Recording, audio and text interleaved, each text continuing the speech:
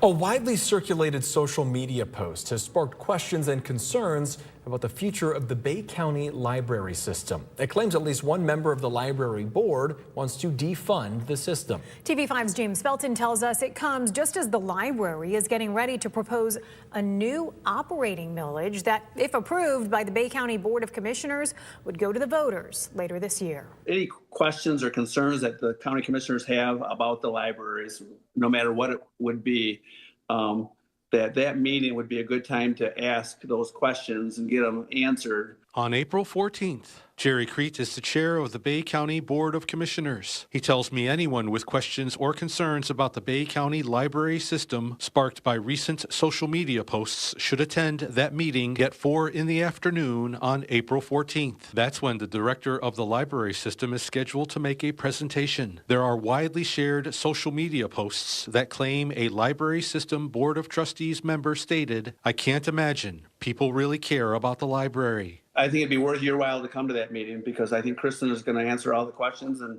if anybody has any questions, you know, I've talked to a couple commissioners like Tim. I have talked to him. I said, you have any concerns? That's the day to bring them up and get them answered. This comes at a time when the Bay County library system could be looking to renew or increase its operating millage. Any language would need to be approved by the County Board of Commissioners before it ends up on the November ballot. We are expecting to get a request from the Bay County libraries for a renewal of their millage. And I'm expecting that probably at our June meeting. A move that Crete would vote to approve and let the voters decide in November. I am a big supporter of the libraries, and it's unfortunate that this issue is that you're even doing a story on it right now. Because to me, it really shouldn't be a story. I think it's a critical asset for our community. This will be the biggest, baddest Bay City Fireworks Festival you have all ever seen. 3 nights of fireworks and 4 nights of music ahead as the Bay City Fireworks Festival marks America's 250th birthday. New this year, a free concert on the opening night, Wednesday, July 1st, featuring Thunderstruck, an AC/DC cover band. Live music continues Thursday through Saturday with bands playing hits from the 70s through today. But the music won't be the only thing booming. Organizer Earl Bovia tells us this year is expected to surpass 50,000 fireworks shells for the show's 50th anniversary. Adding the fireworks will shoot from the east side of the river. That shoot site will exist between Uptown River's Edge building and the Dow building. Ever remember from the old days when we shot off from both sides? There was a fountain tunnel that went from each side. That will be back this year. Bovia also announced Wolverine fireworks workers are donating their salaries to enhance the show in honor of crew members who died over the past year. And you have the chance to donate as well. In fact, Bovia is calling on you to triple dog dare him to a challenge in hopes of raising $20,000. To find out more about that, go to this story on WNEM.com. With some warmer weather on the horizon, a local shop is reopening, offering a summertime favorite. Michigan Cream and Sugar Ice Cream Company is back, dishing out sweet treats at their Uptown Bay City and Old Town Saginaw stores with some new flavors. This year, the ice cream lineup expanded from 12 to 16 signature flavors, while still featuring 8 rotating limited edition favorites, totaling 24 flavors at any time. How will you ever choose? Some of these signature flavors include Bay City Brownie, Saginaw Some Chocolate, Uptown Funk, and more. You can find a full list on WNEM.com.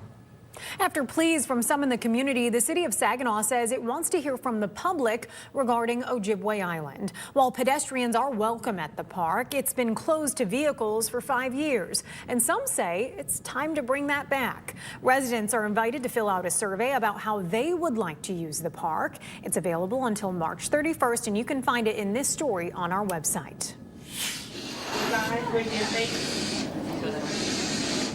Finishing touches on a McDonald's favorite to bring joy to Covenant Children's Hospital in Saginaw. Today, Ronald McDonald House Charities and the Peters Family McDonald's brought Shamrock Shakes to support caregivers in pediatric units and the NICU.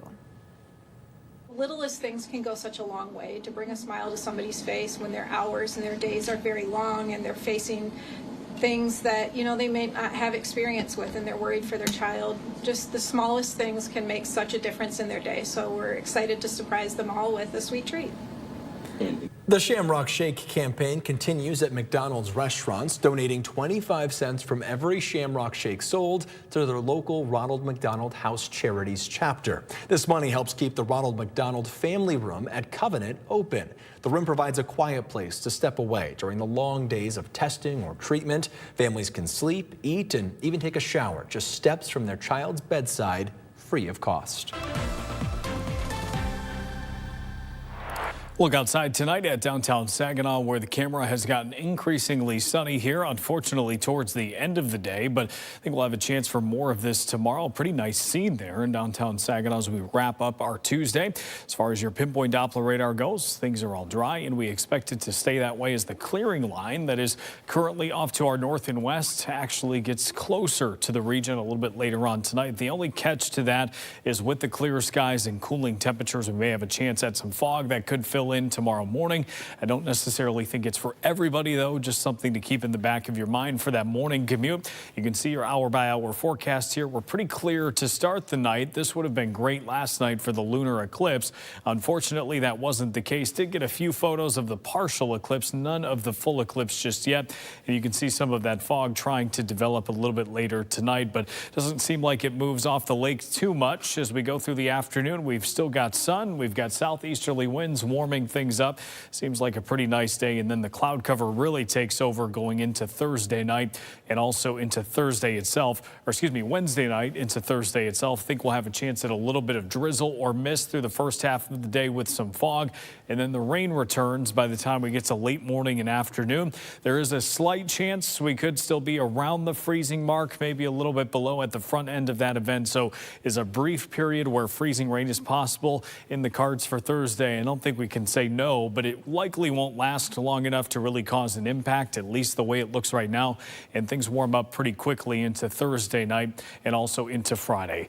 With multiple rain chances this week and all the melted snow we've had in recent weeks, can we handle the amount of rain that's on the way this week? I think we can. Doesn't seem like a lot to begin with, but the fact that we're still abnormally dry and we still have drought conditions through parts of mid-Michigan, I think we'll be okay by the time Saturday is done and over with. I think some areas could approach an inch of rain, maybe exceed that with any thunderstorms between Friday's chance and Saturday's chance, but I don't think it's going to be everyone. Your low temperatures tonight will drop down into the 20s. Your highs tomorrow around the upper 40s to low 50s.